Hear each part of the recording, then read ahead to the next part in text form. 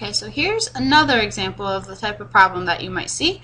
Prove that tangent squared theta times 1 minus sine squared theta is equal to 1 minus cosine squared theta. Okay, so the first step I'm going to do is just rewrite that out and then draw my line down where the equal sign is.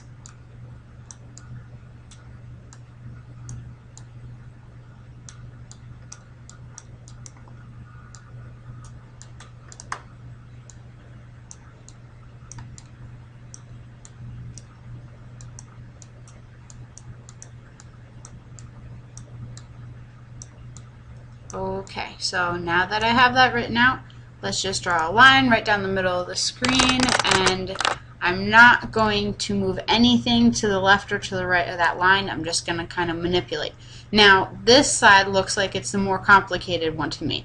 This is kind of a weird question just because that one doesn't look like it's, oh, just sine or just cosine, but that's still the most, the easier side of the equation to deal with. So, I'm going to start by manipulating or changing things over here. Tangent squared theta, our first step is always to rewrite things in terms of sine and cosine. So tangent is sine squared theta divided by cosine squared theta.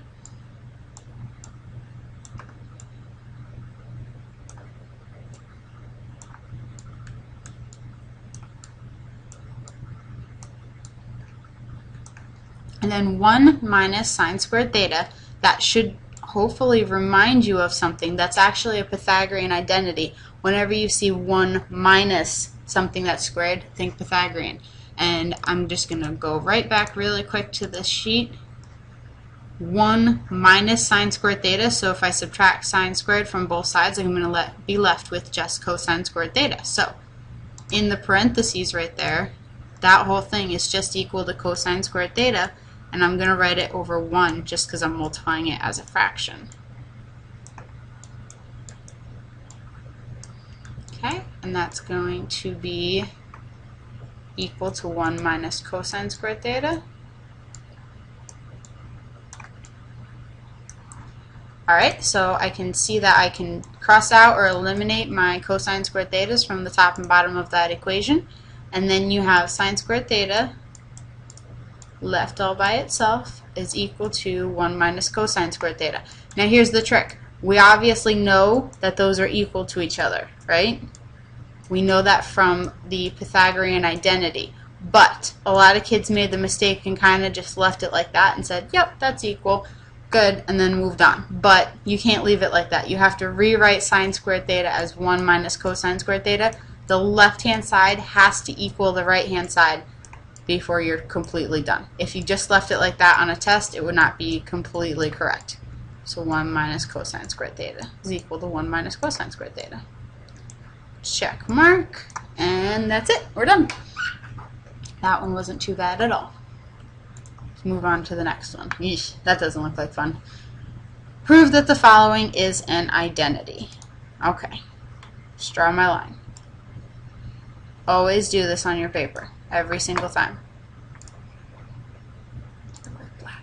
My first step always is going to be to rewrite things in terms of sine and cosine. Let's see if that might help at all. People texting me. Okay. Tangent x can be rewritten as sine squared over cosine squared.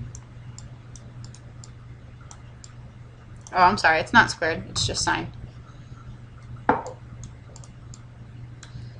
Sine of x over cosine of x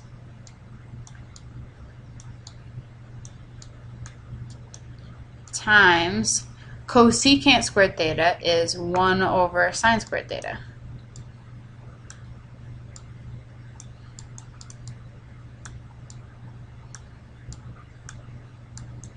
That is all over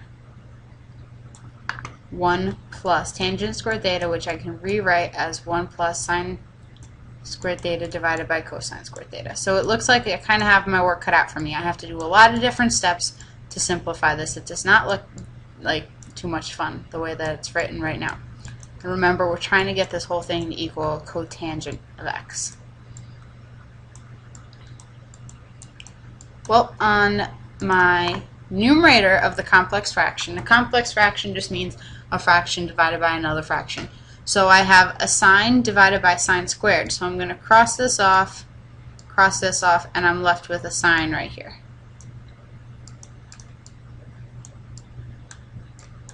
Now, I can't really do anything down here except for, in order for me to add these together, in order to add fractions, I need to have a common denominator. So what about if I change, now when you're doing this, you can rewrite this as a whole nother step if you want, but me sitting here drawing using my mouse, it's not that easy. So what I'm going to do is, we need to have a common denominator of cosine x. So I'm going to write 1 as cosine x divided by cosine x, because that's the same thing as 1. Now I have my common denominator. Okay? Let's see. So, let's see if I can rewrite this. Okay. Up here, my numerator of that complex fraction is 1 divided by cosine times sine. Cosine x, sine x. Times sine x. Now my denominator is another fraction of, that's what's wrong with me. Okay, this is supposed to be a cosine squared. So if that's cosine squared, I'm going to need my common denominator to be cosine squared. Okay. That makes a little bit more sense. Alright, so down here I have cosine squared plus sine squared.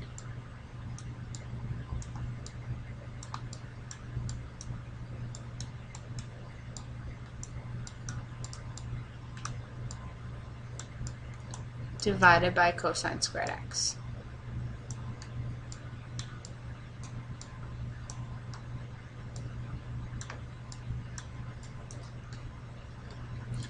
Let's continue that line down. That's really, really messy. I know, I'm sorry.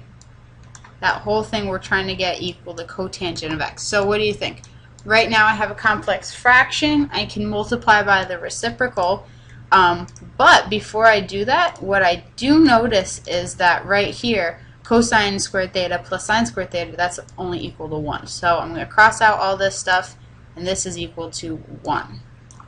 Now let's multiply by our reciprocal. So I'm going to multiply by cosine squared x over 1 in my numerator and in my denominator. Cosine squared x over 1. Everything down here cancels out, and then up top I have cosine squared x divided by cosine x times sine x.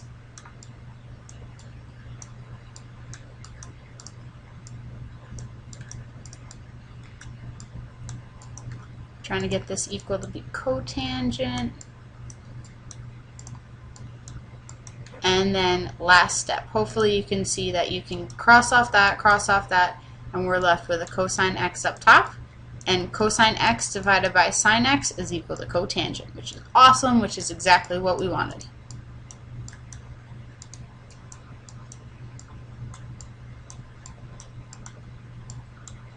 Check mark. Yay. Done. Awesome. Really, honestly, that's all that there is to it. Let me see what's on the next page. The next page is homework. Homework number, this is number 92. There's 6 questions that you can go through, and it's exactly the same thing that what I just showed you. So what I'm going to do right now, because I haven't talked to you recently, is find my binder first and foremost. Where is it? It's behind my computer. That's great. I'm actually losing my mind. What I'm going to do right now for you is pull up a Word document. Actually, you know what? I can't do that. I was going to give you the answers, but that's kind of stupid because these are all proofs, so obviously you know that you got the right answer if when you get down to the bottom the left-hand side is equal to the right-hand side. So forget about me giving you the answers because that doesn't make any sense. if you have any questions, or if you're having problems with these kinds of questions, text me, call me, do whatever you want. I love to hear from you. Absolutely.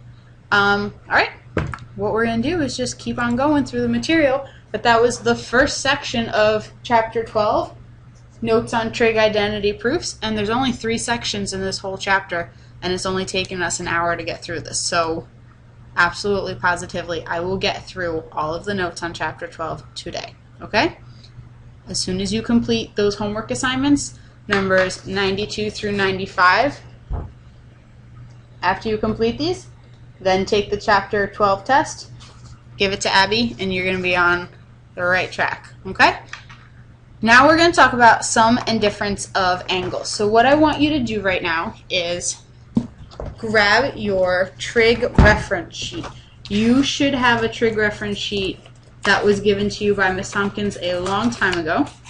If you do not have one, what you need to do is go on your computer right now and Google Algebra 2 Trig Regents reference sheet and print one out for yourself because you are going to need it a lot in the next couple of units. I apparently can't find mine. It's fantastic. Algebra 2 Trig reference sheet. Okay. If you can't find that one, you can always grab your green book, which I know that you have because I gave it to Abby to give to you. And right in the front cover is the reference sheet. The stuff on here is everything that you need to, or all of the equations that will be given to you during the Regents test, okay? So you're going to have this exact sheet of paper when you're taking the Regents exam. So you need to, like, know exactly where things are on the sheet so that on the test you can just go automatically right to the right spot, find the equation that you need, okay? So these notes are on the sum and difference of angles. So if you take a look at your sheet, at the top left-hand corner, there are these equations. Functions of the sum of 2 angles and functions of the difference of 2 angles. So those are the 2 sets of equations that we're going to need to know for this section. Honestly, this is a really easy section again. Why? Because all you're doing is using these equations that you don't even have to memorize, okay? They're given to you. I had to take a test recently so that I could get my master's, and I was not given these equations. I had to memorize them, which was not fun at all. So you should be very thankful that you've been given these equations. You don't have to memorize it. I'm going to stop this video right now and start up a new one so that I have a full 15 minutes to explain this to you. Okay.